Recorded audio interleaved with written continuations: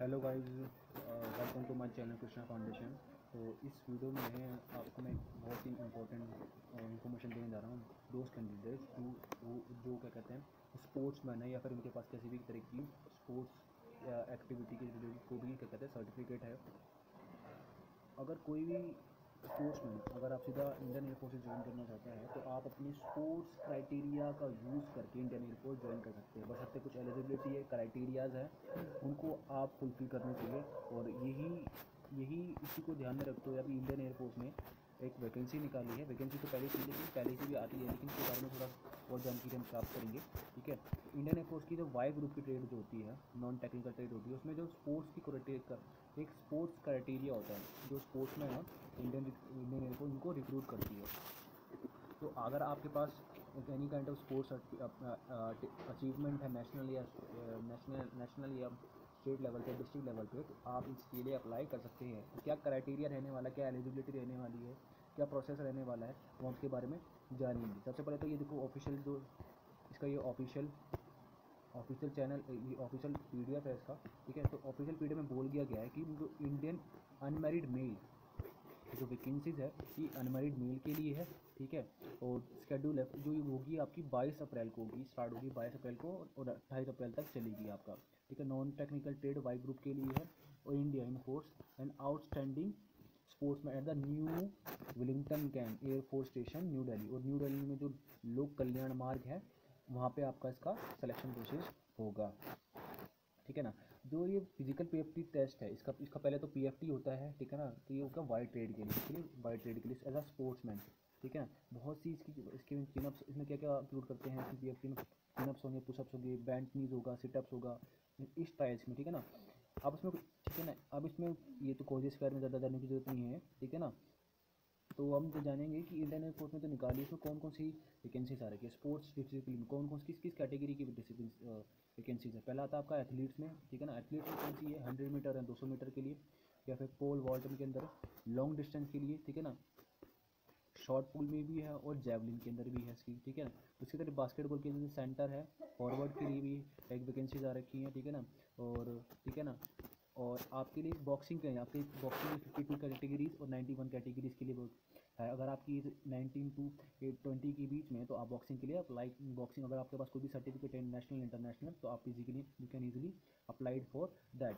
Cricket के में आपको फास्ट बॉलर की जरूरत है इनको। ठीक है ना, टॉप ऑर्डर बैट्समैन की जरूरत है। ठीक है ना, अगर आपके पास कोई सर्टिफिकेट है तो you can easily apply for the PFT and the trials. Diving के लिए अगर मतलब स्विमिंग के लिए हाई बोर्ड है। ठीक है ना, उसमें उसके लिए इनकी है। फुटबॉल के लिए फॉरवर्ड और मिडफील्डर की है रखी है ना। हैंडबॉल में पीवियट और लेफ्ट बैक के लिए आ रखी है। हॉकी में फॉरवर्ड डिफेंडर की आ रखी है। कबड्डी में ऑलराउंडर लेफ्ट कवर के लिए है और एक रीडर की जरूरत है। स्विमिंग में फ्री स्टाइल लॉन्ग डिस्टेंस की जरूरत है। वॉलीबॉल में सेटर और अटैकर की जरूरत है। वॉलीबॉल पोलो में राइट विंग के लिए। ठीक है ना, अब बात करते हैं एक रेसलिंग की। ठीक है ना, रेसलिंग की कैटेगरीज बहुत सारी, 55 कैटेगरी, 67 कैटेगरी। ग्रीको रोमन के लिए आपको 60 के जी वेट होना चाहिए। ग्रीको रोमन के लिए टी रेसलिंग के अंदर आपको 72 कैटेगरी भी है। फ्री स्टाइल में 74 और फ्री स्टाइल के लिए 125 के जी भी है इसमें अंदर। ठीक है ना, 89 के जी के अंदर भी दे रखा है, 102 के जी का भी दे रखा है। एक वीडियो आपको मेरे ऑफिशियल टेलीग्राम ग्रुप में मिल जाएगा। ठीक है ना, जो आपका एक्टिविटी होगी, ठीक है ना, कैसे होगा तो डे वन में क्या होगा, कैसे आपका सिलेक्शन प्रोसेस लेना। डे वन में क्या होगा, आपको रिपोर्ट करना पड़ेगा। ठीक है, कल्याण मार्ग के अंदर ये आपको जो एड्रेस दे रखा है। ठीक है ना, एयरमेल सिलेक्शन सेंटर के अंदर। ठीक है ना, तो आपका वहाँ पे क्या होगा, एज वेरिफिकेशन, डॉक्यूमेंट वेरिफिकेशन करेंगे आपको। आपकी जो एज देखेंगे, आपकी एजुकेशन क्वालिफिकेशन देखेंगे वो। ठीक है ना, उसके थ्रू है ना, स्पोर्ट्स अचीवमेंट देखेंगे कि जो भी आप उस चीज़ के लिए है या नहीं है आप लायक। ठीक है ना, एयरफोर्स स्टेशन पे आपको जाकर जाना पड़ेगा। इसमें तो दो हैं, दो सिलेक्शन बोर्ड हैं, दो आपको पीएफटी 1 देना होगा और पीएफटी 2 देना होगा। दो तरीके की पीएफटी होंगे, पीएफटी 1 और पीएफटी 2। और जो भी होगा ये सारा का सारा क्या होगा, कल्याण मोड़ Willingdon road Indian air force new Delhi में होगा। ठीक है, सेकंड डे क्या होगा, सेकंड डे होगा आपका स्पोर्ट्स स्पेसिफिक ट्रायल्स होंगे आपके पीएफटी 1 में। ठीक है ना, उसके ठीक है ना, अब कैंडिडेट अब वो क्लियर जिन्होंने क्लियर कर लिया स्टेज 1, तो उसके बाद क्या होगा, उनका डॉक्यूमेंट वेरिफिकेशन होगा, पीएफटी 1 एंड पीएफटी 2 हो जाएगा। अब आएगा थर्ड में स्पोर्ट्स स्पेसिफिक ट्रायल्स होगा आपका। ठीक, उसके बाद वो ठीक है ना, ड्यूरिंग द प्रीवियस डे ठीक है ना। स्पोर्ट्स से फिर ट्रायल्स हो गया, ठीक है ना। उसके बाद भी ट्रायल्स होंगे आपके, है क्या। और आप मतलब जिनका दूसरे दिन और तीसरे दिन में ट्रायल्स ही चलेंगे, ठीक है ना। और थर्ड मतलब 26 से 28 5 मई के बीच की बता रहे हैं। उसके बाद क्या होगा, 5 मई तक आपका क्या होगा, 5 मई तक फिफ्थ मतलब 5वें दिन क्या होगा, मेडिकल आपका एग्जामिनेशन हो जाएगा, ठीक है ना। एलिजिबिलिटी कंडीशन क्या है, ठीक है ना। अगर आप 10+2 होना चाहिए, आपके पास इंटरमीडिएट है तो वो भी चल सकता है, आपका क्लास 12 है कर रखी तो वो भी चल जाएगा आपका, ठीक है ना। स्पोर्ट्समैन के स्पोर्ट्स सर्टिफिकेट क्या चाहिए, अगर आप individual have should have represent country आपको, या फिर जूनियर में आपने कभी इंडिया को रिप्रेजेंट किया, या सीनियर कैटेगरी में कभी आपने इंडिया को रिप्रेजेंट किया, तो आप अप्लाई कर सकते हैं, ठीक है ना। Minimum standard for the 5th place in the junior, अगर आपने जूनियर नेशनल चैम्पियनशिप में अगर आपने नेशनल अगर आपने कंपैरिजन में जूनियर नेशनलशिप में कोई भी आपने 5th पोजीशन पाई है, या फिर अंडर यूनिवर्सिटी गेम्स के अंदर चैंपियनशिप के अंदर आपने कोई आपके पास पोजीशन आई तो अप्लाई कर सकते हैं यहाँ इन टीम इवेंट्स के अंदर। और टीम इवेंट्स के अंदर आपने individual should have represented state in junior national championship, अगर आपने टीम इवेंट्स के अंदर अपने जूनियर कैटेगरी के अंदर नेशनल चैंपियंस के अंदर अपने आपको अपनी स्टेट को रिप्रेजेंट किया तो आप you can easily apply for this, ठीक है। अब बात करते हैं क्रिकेट की। क्रिकेट में बात करते हैं कि क्रिकेट में तो देखिए ना, बात करेंगे स्पोर्ट्स अचीवमेंट, तो आपकी स्पोर्ट्स अचीवमेंट है ना, ओनली दोज कैंडिडेट वही कैंडिडेट इसके लिए अप्लाई कर सकते हैं, ठीक है ना, जिन्होंने अंडर 19 खेल रखा, अंडर 23 खेल रखा, Ranji trophy, Gadri trophy, Damodar trophy जब और हायर पार्टिसिपेंट किसी भी ऐसी नेशनल लीग में पार्टिसिपेशन किया हो जो क्या कहते हैं इसके लिए रिलेवेंट हो। Education qualification relaxation on the basis of sports achievement. अब बात करें डेट ऑफ बर्थ के लिए, आपकी जो मिनिमम 18 साल से लेकर आपकी क्या कहते हैं, ठीक है, 18 साल से लेकर 21 साल तक की आपकी एज के लिए इंक्लूड किया जाएगा। एज रिलेक्शन आपको मिल रहा है, ठीक है ना, ठीक है नहीं, ठीक है ना। एज रिलेक्शन आपको नॉट भी कंसिडर, सॉरी कंसिडर नहीं, एज रिलेक्शन नहीं है आपको। सेक्रेटरी एयरफोर्स कंट्रोल, ठीक है ना, ऑन दी वैकेंसी एप्लीकेशन, ठीक है, राइट। इसके बारे में जानने की जरूरत है। अब आप बात करते हैं मेडिकल स्टैंडर्ड्स की। चेस्ट का आपको जो मिनिमम एक्सपेंशन होती है 5 सेंटीमीटर होना चाहिए, और जो आपका वेट है आपको प्रोपोर्शनेट होना चाहिए हाई एंड एज के हिसाब से, ठीक है ना। कॉर्नल सर्जरी जो होती है आपकी स्पोर्ट्समैन को नहीं होनी चाहिए। हियरिंग आपकी सही होनी चाहिए, 6 मीटर की डिस्टेंस तक आपको सुना चाहिए। Dental have dentally gums good and है, मतलब जो एयरफोर्स वाई ग्रुप होता है ना, एक्स और वाई, इनमें से आपके 14 डेंटल पॉइंट चेक करते हैं। अगर आपको नहीं पता 14 dental point, you can visit to the YouTube और बता देंगे आपको कि how to check 14 dental points, ठीक है, इन एयरफोर्स। हेल्थ में क्या होना चाहिए, नॉर्मल होना चाहिए, शुड बी क्या कहते हैं laden acute chronic medical candidate shall be fit, मतलब कि आपकी क्या कहते हैं नॉट एप्लीकेबल। 1 सेंटी जो हाइट होनी चाहिए आपकी 152 सेंटीमीटर होनी चाहिए, ठीक है ना। Visual activity union and visual, और आपकी जो विजुअल होनी चाहिए आई साइड होनी चाहिए वो 6/6 होनी चाहिए, ठीक है ना। कलर विजन क्या ना CP2 होना चाहिए, कलर मतलब कि आपको कोई कलर किसी भी तरीके की कलर ब्लाइंडनेस नहीं होनी चाहिए भाई, या ना नहीं लेंगे वो। परमानेंट टैटू नॉट अलाउ नहीं है, अगर टेम्परेरी टैटू तो आपको अलाउ है, ठीक है, वो छोटा मोटा, ठीक है ना। और जो सिक कैंडिडेट्स है उनके लिए भी कुछ वो एडवाइस दे रखी है उन्होंने, those R strain candidate shawl भी, ये आप पढ़ लीजिएगा, ठीक है, सिक कैंडिडेट्स के बारे में दे रखा है। अब आते हैं डॉक्यूमेंट किस तरीके के डॉक्यूमेंट्स आपको रिक्वायरमेंट होगा, ठीक है ना। आपको तो सबसे पहले आपकी मैट्रिकुलेशन की शीट ले जानी पड़ेगी, 4 फोटो कॉपी ले जानी पड़ेगी, उसमें सेल्फ अटैचमेंट देना पड़ेगा, उसमें मतलब कि उसमें सिग्नेचर करके ले जाना पड़ेगा। Original and 4 self attach photo copies of matriculation passing certificate, ठीक है ना। वो तो मार्कशीट की और मैट्रिकुलेशन की आपको सर्टिफिकेट की मार्कशीट की फोटो सर्टिफिकेट की फोटो कॉपी ले जानी है, ठीक है ना। Original and 4 self attesting photo copies of intermediate, original ले जानी है आपको, एंड 4 इंटरमीडिएट की एग्जामिनेशन की फोटो पासिंग सर्टिफिकेट की और मार्कशीट की क्या आपको ले जानी है, क्या आपको अपनी फोटो कॉपी ले जानी है, ठीक है, 4 लेके जानी है। अभी 10 इंटरमीडिएट समझिए ना, 10-12वीं की आपको सर्टिफिकेट की और मार्कशीट की 4 फोटो कॉपी लेके जानी है। ओरिजिनल सर्टिफिकेट और आपका ओरिजिनल सर्टिफिकेट लेके जाना है, क्या कहते हैं 4, ठीक है ना।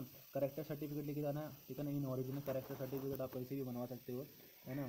कोई भी गैजेटेड ऑफिसर है, या फिर यहाँ पे कोई जहाँ से भी पास आउट हुए हैं, या कभी कोई यहाँ पे भी वर्क करते हैं, या फिर जहाँ भी आप खेलते हैं, है ना, तो आप वहाँ से करवा सकते हैं, या फिर आप जवाहरलाल नेहरू स्टेडियम में तो वहाँ पे भी बनता है वो, ठीक है ना।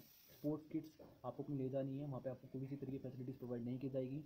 अगर आप बैट्समैन है तो बैट्समैन के अंदर आपको बैट नहीं प्रोवाइड किया जाएगा, आपको पूरा वहाँ पर ट्रायल्स देना होगा, ठीक है।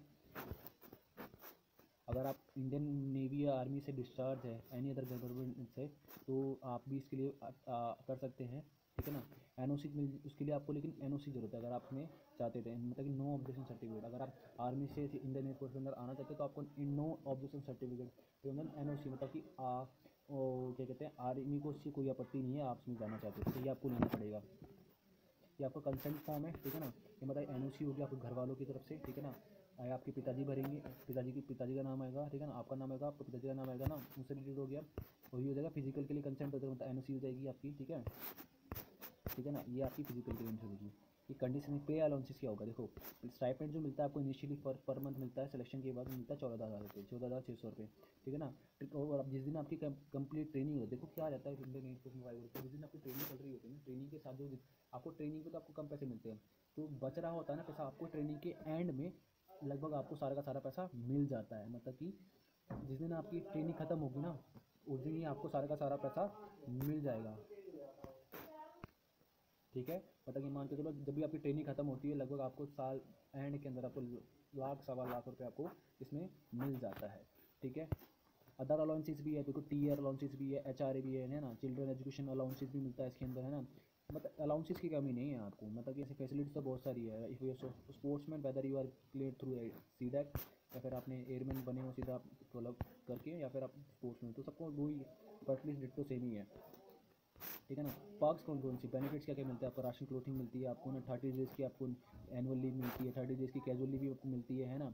ट्रैवल लीव ट्रैवल LTC आपको मिलता है ना, जरूर मिलता है ना। इंश्योरेंस कवर मिलता है ना। एंड 25 लाख का लगभग प्रीमियम लाखों का इंश्योरेंस कवर मिलता है।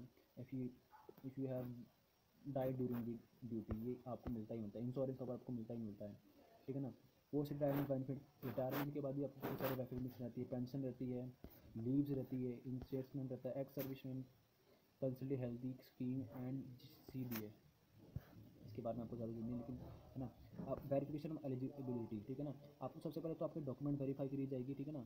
आपकी एज चेक की जाएगी, ठीक है ना। आपको डॉक्यूमेंट चेक की जाएगी कि आप उसको ट्रायल्स के थ्रू, आपके ट्रायल्स के थ्रू आपका देखो एलिजिबिलिटी कैसे चेक की जाएगी। सबसे पहले तो आपके डॉक्यूमेंट चेक की जाएंगे कि आप उस चीज़ के लायक हो नहीं है, आपकी एज चेक की जाएगी, ठीक है ना। आपके स्पोर्ट्स में जो भी आपके सर्टिफिकेट हैं, जो भी आपकी अचीवमेंट है वो देखी जाएगी, आपके ट्रायल के बेसिस पे आपका सिलेक्शन किया जाएगा, ठीक है ना।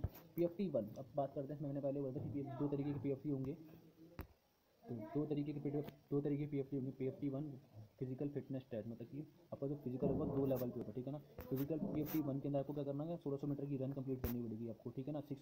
6 मिनट 30 सेकंड के अंदर, मतलब 6.5 सेकंड के अंदर आपको 1600 मीटर की रेस कंप्लीट करनी है। PFT 2 के अंदर क्या करना पड़ेगा, वो आपके देखो सारी की सारी ये है। PFT 2 के अंदर आपको 10 पुशअप्स होंगे, अब तक मैक्सिमम 10, 1 मिनट के अंदर आपको 10 पुशअप मारने ही मारने हैं, 60 सेकंड के अंदर आपको 10 पुशअप मारने ही मारने हैं, और 1 मिनट के अंदर 10 सिटअप्स मारने हैं, सिटअप्स मारने और 1 मिनट के अंदर ही आपको स्क्वाट्स मारने। वो याद रखिएगा, ये जो जितनी भी एक्टिविटी है सारी की सारी कंटिन्यूस होती हैं, ठीक है ना, कंटिन्यूस होती है। स्पोर्ट्समैन का वैसे ही फिजिकल सही रहता है ना, उनको तो किसी चीज़ की जरूरत ऐसे होती नहीं है।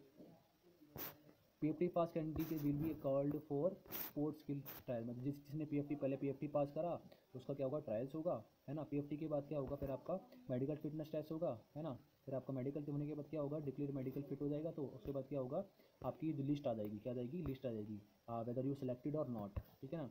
ये आपके मेडिकल एग्जामिनेशन में क्या क्या होगा, ब्लड होमोजेनस होना चाहिए आपका, ठीक है। ब्लड होमोग्राम चेक करेंगे, उसमें HB चेक करते हैं, TLC और DLC चेक करते हैं वो, यूरिन BE और ME जरूर चेक करेंगे, है ना। बायोकेमिस्ट्री में क्या चेक करते हैं, बायोकेमिस्ट्री में चेक करेंगे ब्लड शुगर चेक करेंगे, फास्टिंग टूथ करेंगे, मतलब ब्लड शुगर करेंगे। आपको मेडिकल में चेक करते हैं कि आपको फास्ट करके आना पड़ेगा, मतलब जिस दिन आपको ब्लड चेकअप होता है ना, तो आपको उस दिन ना भूखा रहना पड़ता है, ठीक है ना। तभी आप अगर कानपुर गए मेडिकल देने के लिए तो आपको वहाँ पर पता होगा, ठीक है ना।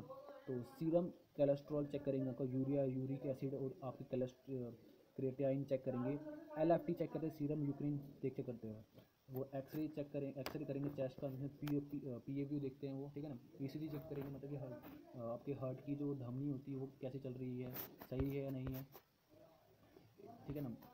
मेन आपका ECG होता है, ECG के वो लोग घबरा भी जाते हैं, डर जाते हैं, तो उसमें घबराना नहीं है, ठीक है, ठीक है ना। ये आपका ज़्यादा कुछ है नहीं। हाउ टू अप्लाई आपका एप्लीकेशन फॉर्म हो गया। एप्लीकेशन फॉर्म के बारे में आपको बाद में एक वीडियो बना दूंगा। आई होप आपको ये वीडियो पसंद आई होगी। वीडियो को लाइक कर दे, सब्सक्राइब कर दे, और पसंद आए तो इसको बेल आइकन दबाना जरूर ना भूलें ना। ठीक है, थैंक यू, बाय बाय।